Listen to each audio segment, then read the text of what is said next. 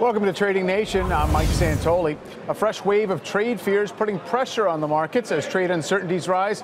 Are there any stocks that could offer some shelter? We're joined by Mark Tepper of Strategic Wealth Partners and Frank Cappelleri of Instinet, maybe to sift among the markets and see, Mark, I'm assuming where you might go is some kind of domestic names, ones that don't import a lot from overseas. But what have you come up with? Yeah, so when it comes to these tariff-free stocks, we definitely want to stick with companies doing their business domestically, but also ones that focus on the strong consumer that we have here in the U.S. So for those reasons, we like Darden and Waste Management. Darden owns restaurants like Olive Garden, Longhorn, and Capital Grille. And since wage growth has been accelerating, the consumer has more money, so they are more likely to go out for dinner.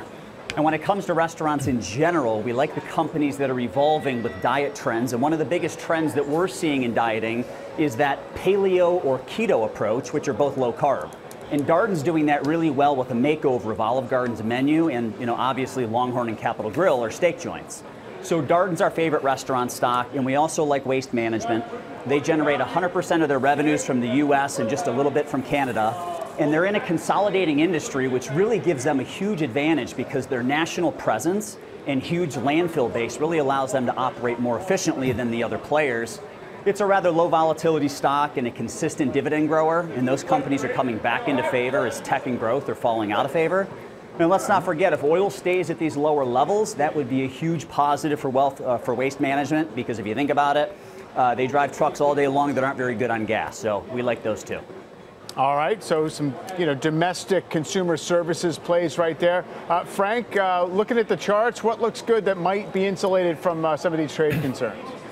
Hey Mike, well, I like American Tower AMT first. The stock's quietly been making new highs over the last few weeks. And I think that's significant because if you look back, it really has been moving sideways for the better part of the last year after failing at the 150 mark back in November. But along the way, it continues to make new highs over the last, say, 3 years or so. Also consider the fact that we know that AMT is in the wireless business, but when the S&P reclassified their sectors 2 years ago, it became a component of the new real estate sector. Actually, as of right now, AMT is the biggest component of that sector, about 10%.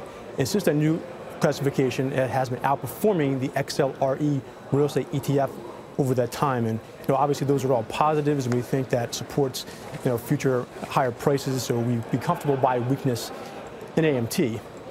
Yeah. And I would say also another one that stands out, looks pretty similar, is UNH, United Healthcare. And again, it's been making new highs, or close to making new highs, riding this uptrend for the last 3 years, which is something really not many S&P 500 stocks can claim right now. Now, has the administration higher, of course?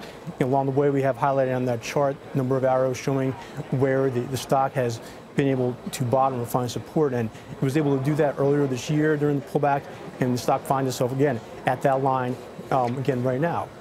Also consider the fact that UNH was able to pull back in a much less material way now compared to January and February. Pull back 16% now, 7% this time around. So those are qualities of leadership stocks. Also, another thing we like to look at is how it does versus the sector. Again, outperforming the healthcare ETF. And so, buying the dip hasn't been something that's worked a lot for the general market, especially the high-flying stocks, but it's been a strategy that we think could continue to be successful for UNH here.